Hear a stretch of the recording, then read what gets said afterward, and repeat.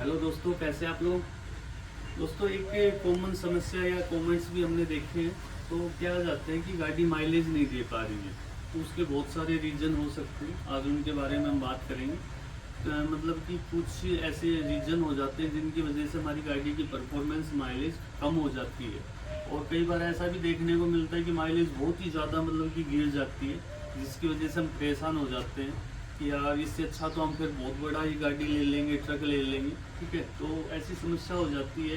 और petrol diesel के भाव, सीएनजी के भाव सभी के बहुत ज़्यादा अप हो चुके हैं।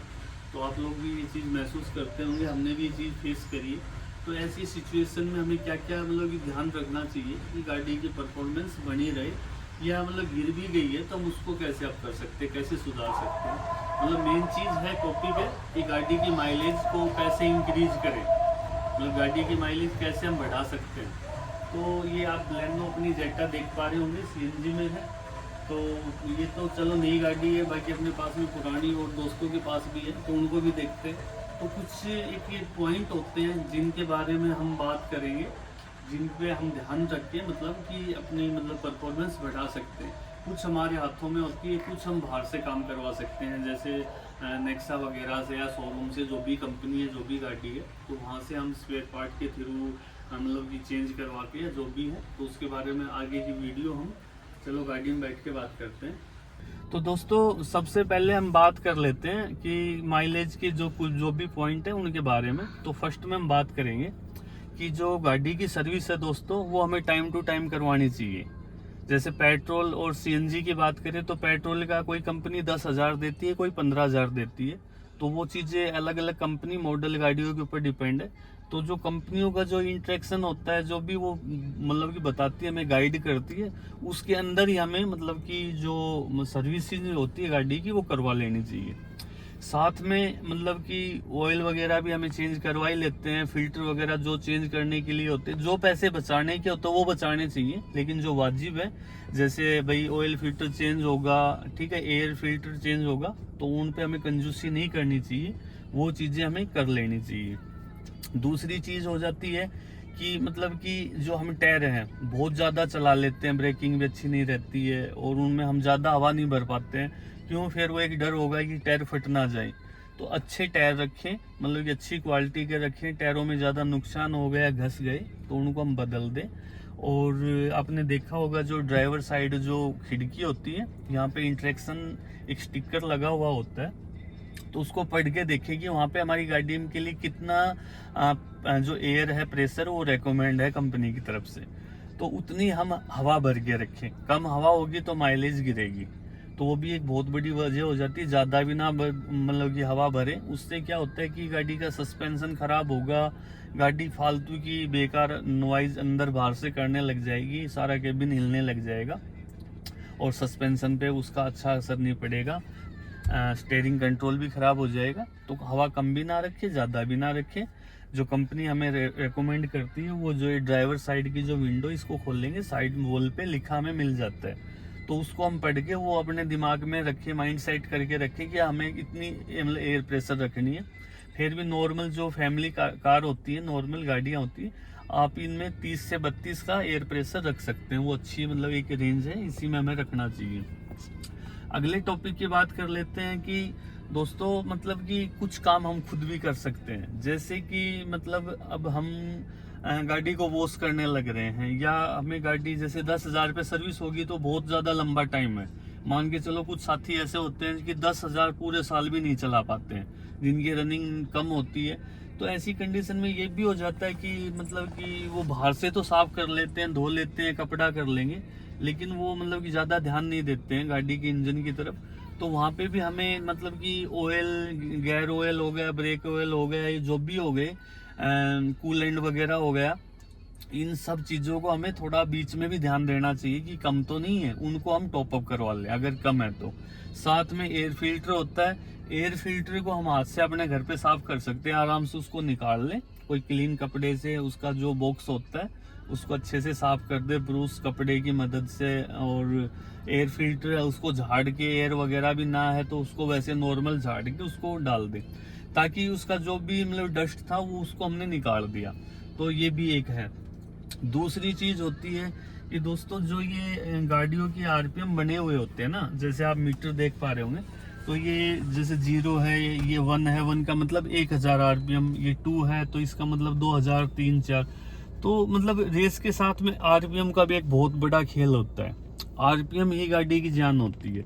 तो मतलब कि जब भी हम गियर बदलते हैं तो आरपीएम ऐसा भी ना करे कि हमने 1000 पे गियर बदल दिया। मान के चलो दूसरा गियर से हम तीसरा गियर में गाड़ी को उठाएंगे, तो हम क्या करते हैं कि कुछ भी नहीं देखते कि मेरी गाड़ी कितनी स्पीड पे है। पहली चीज तो हमें स्पीड से सेंस करना चाहिए, हमारी चीज का, हम ड्राइवर है तो हमें वो ज्ञान होना चाहिए, एक्सपीरियंस होना चाहिए। गाड़ी की आवाज ही बता देगी कि हाँ अब गियर मांग रही है गाड़ी।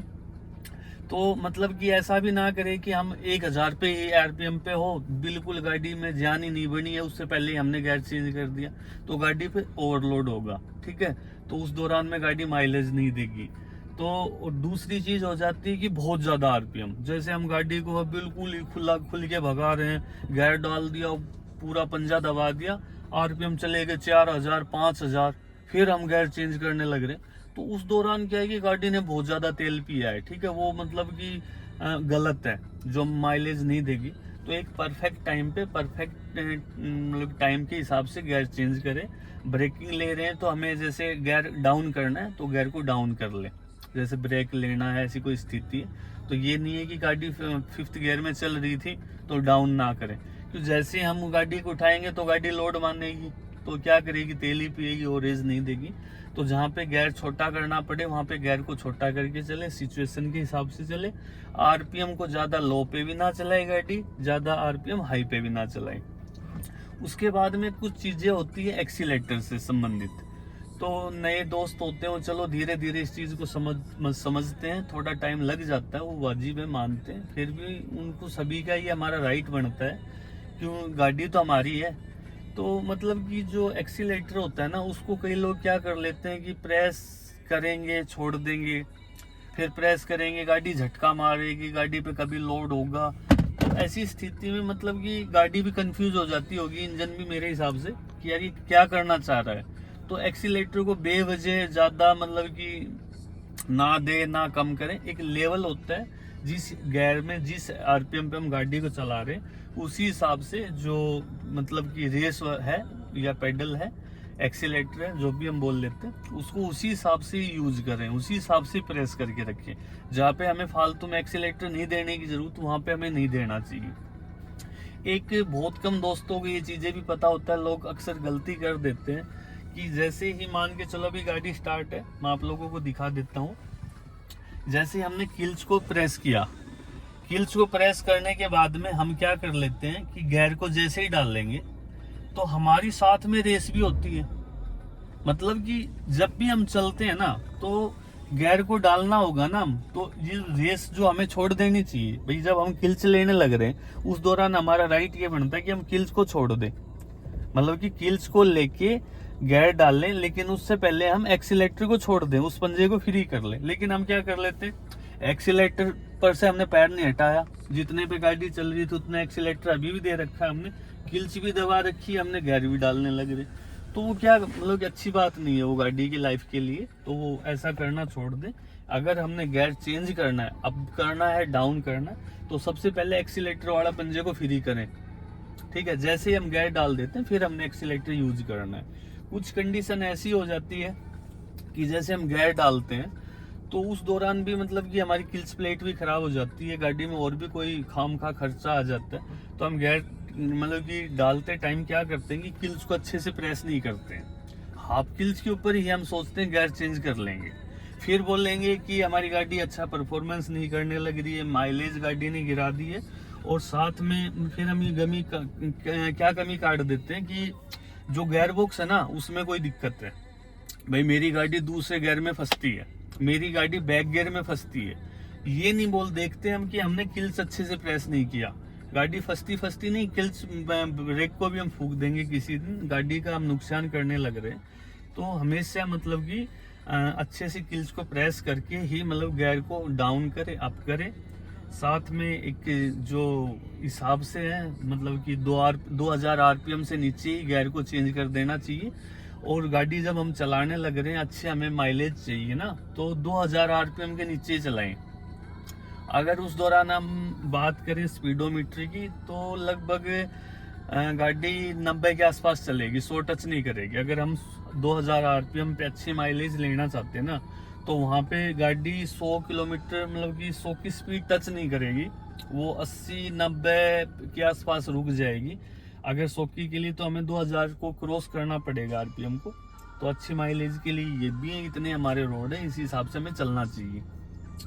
तो ये दोस्तों कुछ चीज़ें ऐसी होती है कि जिनका हम ध्यान रखना चाहिए, और इनका ध्यान अगर हम रखते हैं तो हमारा परफॉर्मेंस गाड़ी का अच्छा होता है। आप भी ऐसे करके इन ट्रिक को अपना के देखें, अच्छी माइलेज निकाल सकते हैं। अगर आपने ऐसा नहीं है तो आप इस चीज़ को करके देखें। ये जो 4-5 पॉइंट है इनका हमें ध्यान रखें, इनके हिसाब से गाड़ी, कोई भी गाड़ी हो, छोटी हो बड़ी हो, वो अच्छा परफॉर्मेंस देगी। सीएनजी हो, डीजल हो, पेट्रोल हो, कैसी भी गाड़ी हो, तो इन चीज़ों का ख्याल रखें। तो चलो दोस्तों, प्लीज़ वीडियो को लाइक कर दिया करो, चैनल सब्सक्राइब करना। Thank you.